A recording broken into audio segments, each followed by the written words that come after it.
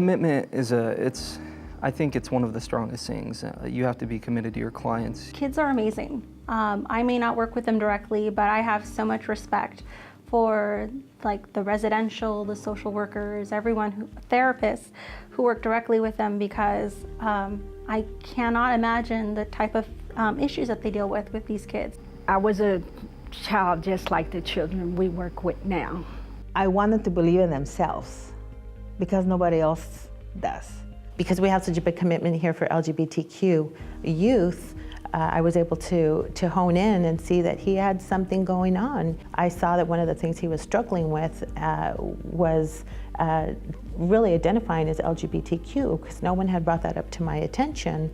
And I had asked him, I said, hey, by the way, yeah, is anything going on with LGBTQ? And he said, well, nobody's ever asked me that question. And I said, well, I want to make sure we get you into the right housing. I'm very concerned about your safety. I want to make sure that you have other people you feel comfortable with, other youth, other staff who can help you and can talk to you about these things.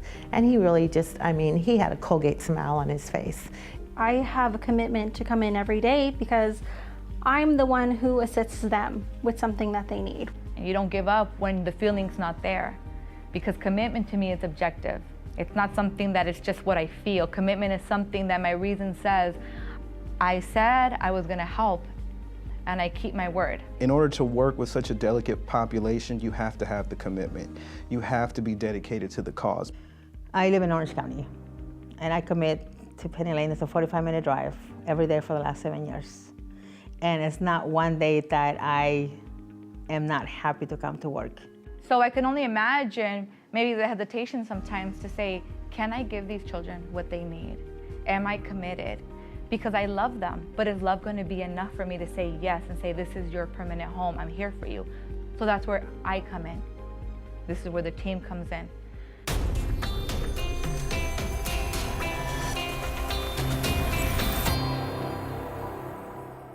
Okay, I have an 8th grader right now who was abandoned by the mother when he was 11 months old. The father just got deported 6 years ago.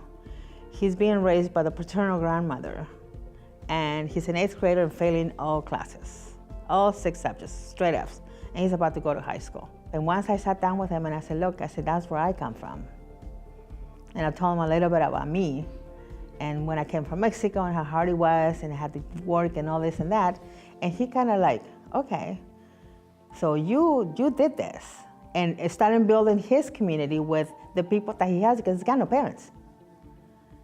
So we involved the school counselor, and we made him a community of support for him, that he can look back and say, okay, my math teacher believes in me, my science teacher believes in me. So we're building up this group of people around him that is gonna push him up the next 4 years. And I'm very excited for him, because you gotta see him now. He's hopeful, he's empowered, he's happy. We need to work hand in hand with the other people in the society, with the other locations. You need to work hand in hand with them to provide that continuous care to make sure that these children are looked after. One of my close friends, Pam, had called me up and had told me that her one and only daughter had passed away, and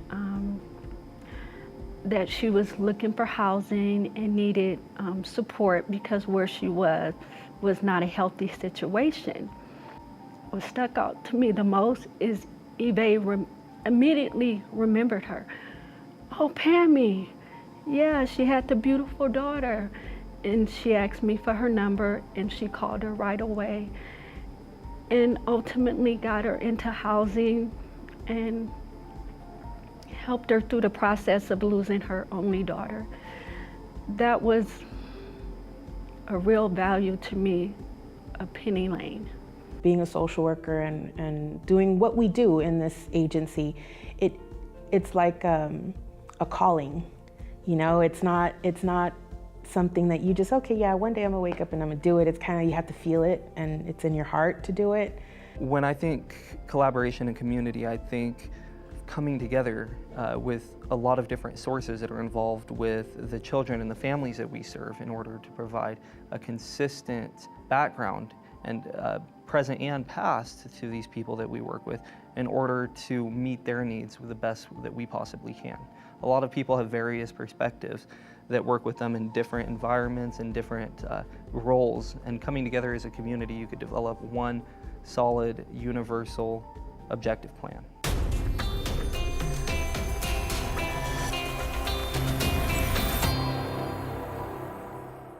Collaboration kind of goes with community and commitment, I feel like. I work for Adoption Promotion Support Services, which is, I work with DCFS social workers, I work with FFA social workers. We work together, not just Yachty, not just APSS, the team that we have, not just Penny Lane, but we're working with the family, we're working with the school, we're working with everyone that's there for the best interest for the family and the individual. What I do every day working with our youth is all based on collaboration. Whether that's collaborating with our residential counselors, our supervisors, our therapists, our regional center representatives, our county workers, parents, and things like that. Every aspect of what I do here at Penny Lane is all collaboration. One foster dad who had contacted me on a holiday when all the other service providers were closed at the time, so he was very distressed, and he said he doesn't think that his foster youth can hear, and he needed to know what to do next. So I rushed over to his house. We just talked for a little bit, and then decided, okay, now we need to make an action plan. So we did. He was on the phone with different doctors' offices, trying to see what appointments he can get. I was on the phone and emailing DCFS and regional center and my supervisor and director, and seeing what else we can do. We got answers within a week, actually. Got him the appointments that he needed. He got his surgery. Foster dad was gung-ho about everything. We need to do everything as soon as possible, and we were able to help and guide this family, foster family, to get these services for this little boy who can now hear, who at the time was 90% deaf and now has his hearing and is able to start talking and saying words, and it's really nice. We had a youth whose father let me know that they were in the process of losing their housing because his son was in our placement. And what I did was I reached out to the probation department and I asked them, was there anything that they can do, in order to, help the family, because, the longer that the youth was in our placement, the dad was going to end up homeless. He was a single father. And so, the probation department was able to, tap into their resources and provide the family with rental assistance, to help the father pay his back rent. And, it was just one of those things where when his dad thanked me, that right there was the most rewarding feeling, because, I felt like I helped, prevent this family from being homeless while he was here getting his services. It's hard to move a mountain if you're by yourself, but if you work with a team of people, then you have others to rely on, and you all have your own jobs. You don't have to take all of that stress on your shoulders by yourself, and you really have these other supports that can help you reach these goals.